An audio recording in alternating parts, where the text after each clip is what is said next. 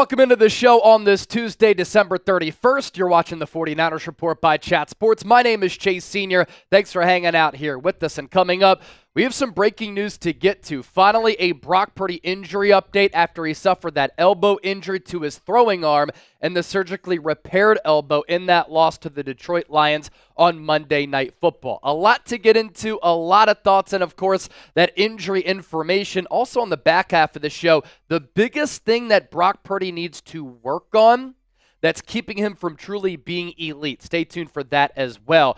But this is why you subscribe to the channel, because whenever breaking news goes down, I have you covered right here on the 49ers Report, regardless of where I am. We're closing in on 154,000 subscribers as the largest independently run Niners channel right here on YouTube. And with this show, I think that we can pick up 260 new subs and real ones to get to 154K.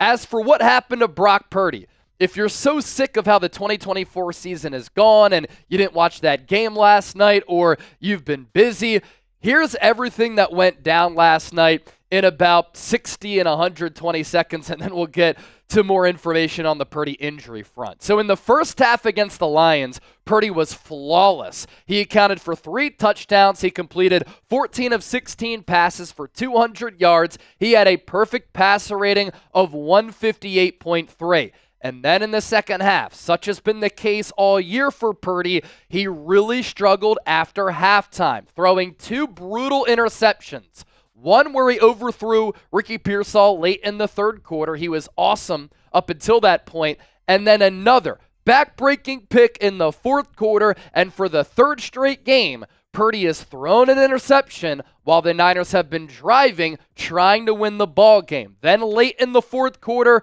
Purdy exited with a couple of minutes to go after getting sacked.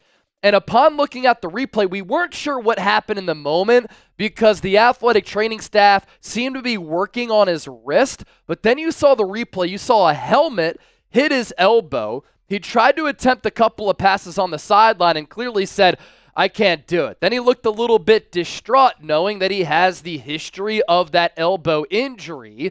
And when he had to get that UCL surgery after the 2022 NFC Championship game. I also thought this was pretty notable last night during his post-game press conference. He said his arm was on fire, and it felt very similar to what happened when he injured his UCL when Hassan Reddick hit him when his arm was in a really weird spot. If you watch college football, Carson Beck, the Georgia quarterback, just had something identical happen to him, and now he's out for the college football playoff because he too has to get elbow surgery. Purdy doesn't have elite arm strength. So this was, and I think still continues to be, a little bit of a concern because he had that UCL repair, not a full reconstruction. A reconstruction would have been Tommy John in the 2023 calendar year.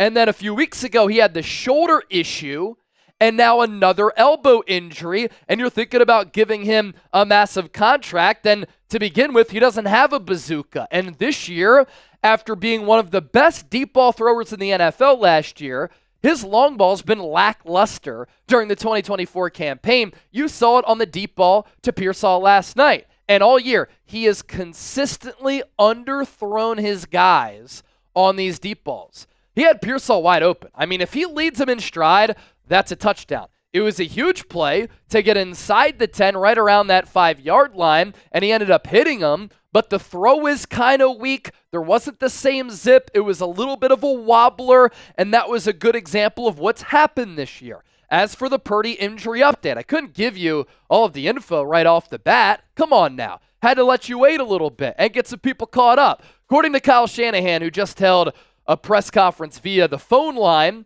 Purdy suffered an elbow bruise, otherwise known as an elbow contusion, and has nerve inflammation in that elbow. The good news is the injury is not believed to be serious or long-term, but if you were looking for Purdy to continue his development, see how he bounces back after those 2 second-half picks against Detroit, you're not going to be able to see it in Week 18. He will miss Sunday's game against the Arizona Cardinals in the regular season finale. If you think about it, behind this banged-up offensive line where Austin Pleasance and Charlie Heck were getting reps at left tackle, Nick Sakel at left guard, Jake Brendel, lowest graded center in the NFL, Dominic Pooney, good player. Colton McKivitz did play at right tackle, but he's one of the lowest graded tackles in all of football. Maybe it's best for Brock Purdy to sit. Although I will say, offensive line played pretty well for a majority of the game, and then the interceptions from Purdy really made that game unravel. He did throw for a career high 377 yards in that game, and clearly when you watch him, yes, this is a player with a lot of ability. It's a player with a lot of talent, but when you lack some of the physical tools, you have to be a great decision maker. This year, Purdy has not been. First 2 years, he was, but the knock on him at Iowa State, and I watched a lot of him at Iowa State, he was reckless with the football. Now that Purdy's season is over, here's how his numbers look. 300 for 455 as far as the completions and passing attempts. He completed almost 66% of his passes, just down from last year. Throws for 3,864 yards, 20 touchdowns, 11 interceptions. The touchdowns down by, I think, 11. I think he had 31 last year. And the interceptions and the turnover plays, yeah, they went up this year. On the ground, we did see some growth in his game in that area. 66 carries, 323 yards, and 5 touchdowns. The touchdown run that he had last night, great play. Pocket breaks down, climbs the pocket, explodes right around the line of scrimmage. A little pump fake that moved the defender, Jack Campbell, leading the Lions in tackles a little bit to his right, opened up a running lane for Purdy. He does have that elusiveness to his game.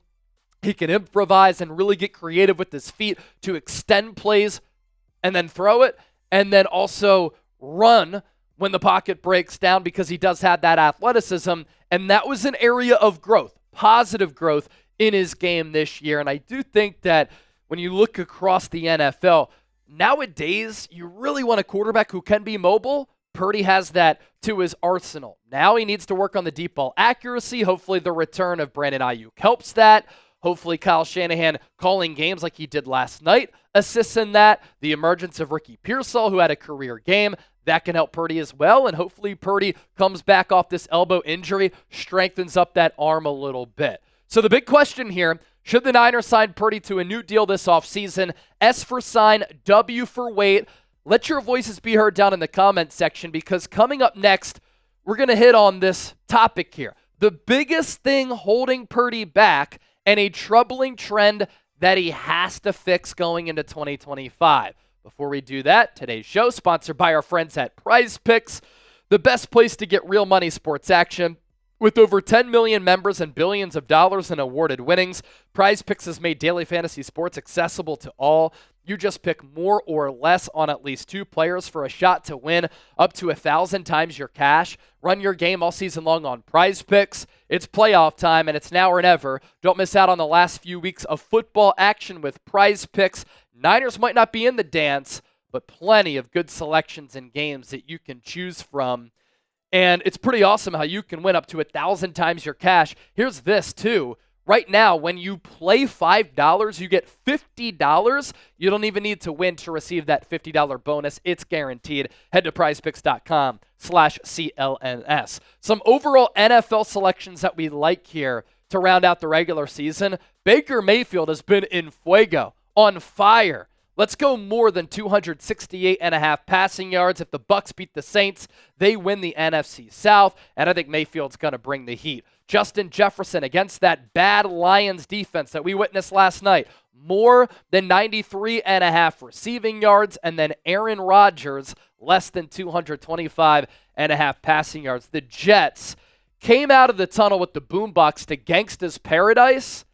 It was the Bills who played like gangsters, and they dump trucked the Jets in Buffalo. Pretty embarrassing there for Aaron Rodgers in New York. Pick more, pick less. Run your game with PrizePicks. PrizePicks.com/CLNS. We'll put all of that information down below in the show notes and attached to the pinned comment of today's Niners Report. All right. As you look ahead here for Brock Purdy and San Francisco, a troubling trend he has to fix. Heading into this offseason, as we know, Niners have a massive decision to make. Should San Francisco pay Purdy $50 to $60 million per year? And you have to give credit where credit is due. Since taking over as the team starting quarterback in 2022, he has put up some elite numbers, and he has helped to guide Kyle Shanahan's team to back-to-back NFC Championship game appearances in 2022 and in 2023, and a Super Bowl appearance back last year. But there is a troubling trend that Purdy has to correct, and I think it's one of the biggest things, if not the biggest thing, that's holding him back right now. It's how he performs in the second half of games. When the pressure is on, when teams make adjustments, when you're off the script, when you're having to lead a comeback, when you're having to come through in some crunch time moments. And against the Lions on Monday night, I mentioned this earlier, we saw what Purdy is capable of. We saw that he can be one of the top quarterbacks in the game. We've seen that. But the turnover-worthy plays have to stop. The interceptions have to stop. But he was stellar in that first half. 14-16, 200 yards, 3 total touchdowns, perfect passer rating of 158.3. I don't care. It was against Detroit. How often have we talked about Purdy struggling against man coverage? The Lions play some of the most man defense among all teams in the NFL, and Purdy was humming. But then in the second half, the third and fourth quarter happened, and he throws 2 interceptions. Overthrows Ricky Pearsall late in the third, and then an awful interception in the fourth quarter as Kirby Joseph did the Merton Hanks type of dance, going like this, going crazy, right? Niner fans felt that way in a negative fashion because Purdy turned the football over once again. And this is pretty crazy. For the third straight game, he throws a back-breaking pick, which ended the Niners' chances of winning. And in the first half of games this year, Purdy has been excellent. He's thrown 12 touchdowns and 2 interceptions. He has a passer rating of 104.7. In the second half, he's thrown 8 touchdowns, 10 picks, and the passer rating goes down to 86.1. He also has 9 passing touchdowns and 15 interceptions in his career when tied or trailing in the second half, including the playoffs. That is a trend that must reverse because elite quarterbacks are paid to play their best when the pressure is on. Patrick Mahomes wins Super Bowls in the second half of games. Great quarterbacks come through in the second half of games. Purdy starts fast and then tails off. That's a Purdy issue. That's a Kyle Shanahan issue. It's a scheme issue and a Shanahan offense issue where the Niners are so good playing from ahead, usually, even though Shanahan's blown a lot of leads, but when they have to come from behind, their offense becomes kind of anemic. You know what a way, or there is a way, I think, to fix that? Niners aren't good enough along the offensive line. They don't wear teams down throughout the course of a 60-minute ball game. They end up getting tired, pushed back, and they get worn down along the offensive line in the third and fourth quarter. We know that this run game and run scheme can work. We know that the passing concepts can be a little bit outdated, but how often were guys running free last night? We've seen the Kyle Shanahan pass game be very effective. But this year, Niners haven't been able to run it when it matters. And in turn, they can't throw it when it matters. Pressure starts to get ratcheted up. Pocket starts to break down. Purdy starts to feel a little bit tight. He plays tight. He throws picks. If the Niners bulk up the offensive line, the run game can win. The pass game can be successful. Purdy will have clean pockets to throw from. And you have confidence that Kyle Shanahan's going to be able to dial up plays to get his weapons open. So playing better in the second half, when trailing, really the biggest thing that Purdy needs to work on, Kyle Shanahan as well. Be sure to hit that sub button if you haven't already done so. Thank you so much for watching the show. Have a great New Year's Eve. Take down some drinks, have some fun, but of course be safe.